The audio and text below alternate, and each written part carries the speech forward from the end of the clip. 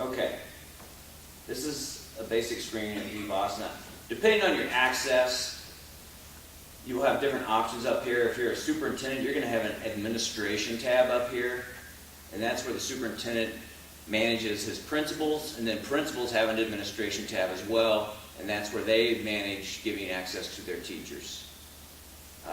As a VAL, I don't have an administrative tab. This is a statewide access I have for districts.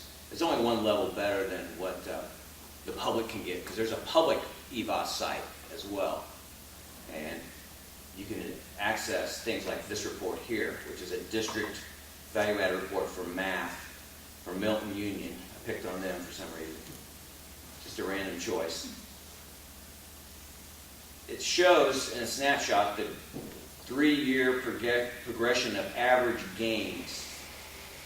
One of the things that's befuddling is, depending on which aspect of progress you're looking at, you might be looking at what they call gain numbers, or you might be looking at what's called gain index numbers. And I'm going to go ahead and reiterate what I did last week about the difference between gain index and gain. Gain is just the average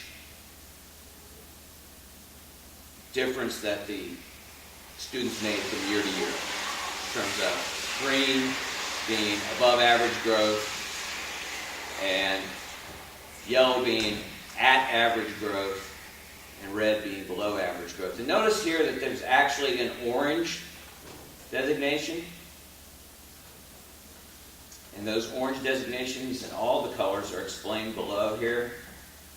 It has to do with the standard error. If the estimated mean NCE gain is below the growth standard by more than 2 standard errors, then you're in the red. This is the standard error. And one of the things I want you to notice is that the 3-year average has a much lower standard error for this 5th grade math column than any of the single years do.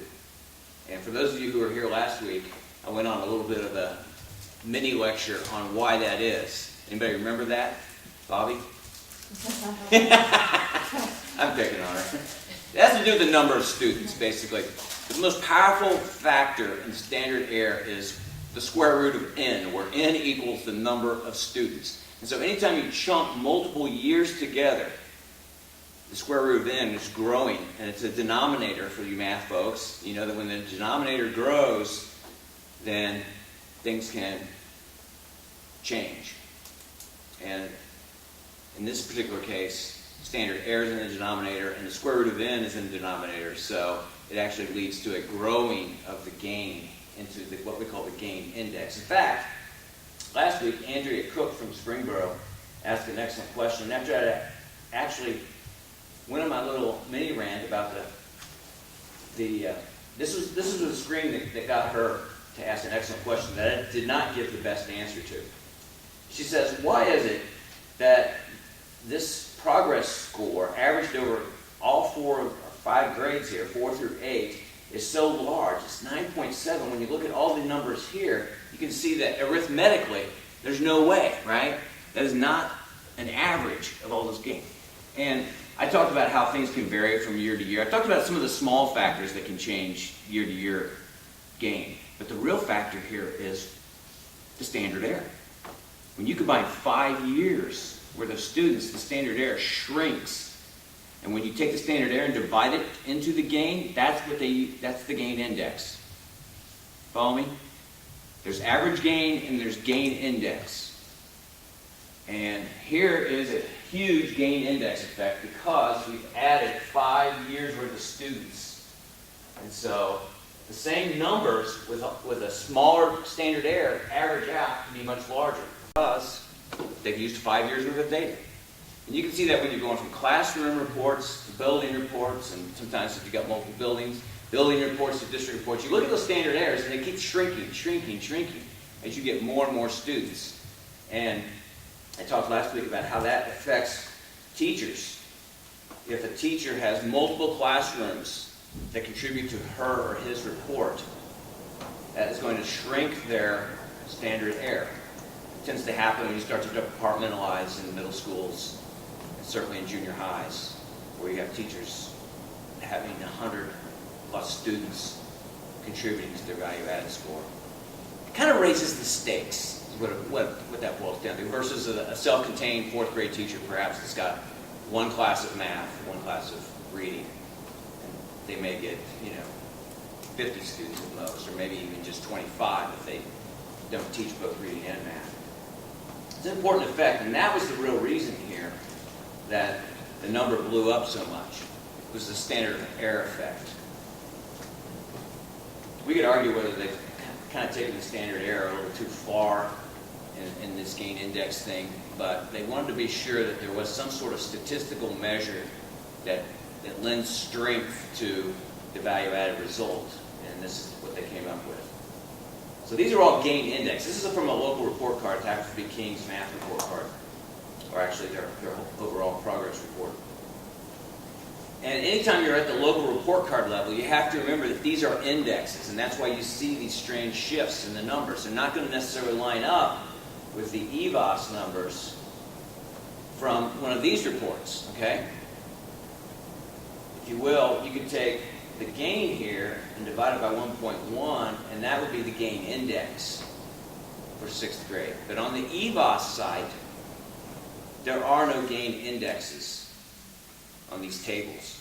They're all average gains. It's sort of the raw data before you've applied this statistical normalizing, I think that's what they call it, a normalizing process, where you divide by the error. You can see here that the standard error shrinks when you've got the NCE gain averaged over grades for that year. It's half of what it was for any of these numbers here.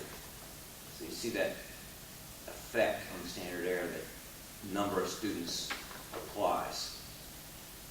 Now, getting off of that topic right now and back to the reports you've got. Here are reports that I have access to as a VAL. And these diagnostic reports are definitely one you want to be aware of. So let's click on diagnostic report. See where it defaults to. This seems to be hot. Well, the other way to get it is you can click on any, when you're looking at a table like this, any number that has a underline is linked to a diagnostic report.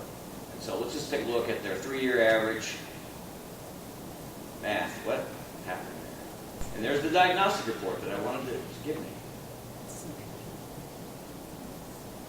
You may have seen these before. And what they are is both the last year's in blue, this report was last spring's growth numbers for the 4th grade math, I believe it was. Yep. And it's quintiled out for this building, for this district. And what you see down here in the table is 5 different subgroups, ranging from the lowest achieving students on a statewide basis to the highest achieving students on a statewide basis. And you can see patterns, like right here. Looks like the teacher really was square on with gaining those students in the middle. And so you might think about the differentiation that was going on there, because there wasn't as much growth at either of the extremes. They call this the shed pattern, actually, because it looks kind of like a roof of a shed. It goes up, peaks, and goes down. Not an uncommon pattern to see. For teachers, which is the focus of today, their report is collapsed into 3 groups, not 5. They did that because their numbers are smaller, and as a result, the statistics are not as good. Those little whiskers that are measures of the standard error are larger. And as a result, they've sort of compressed the 5 groups into 3 tertiles. So you've just got low, middle, and high on the teacher reports. But nevertheless, those are opportunities for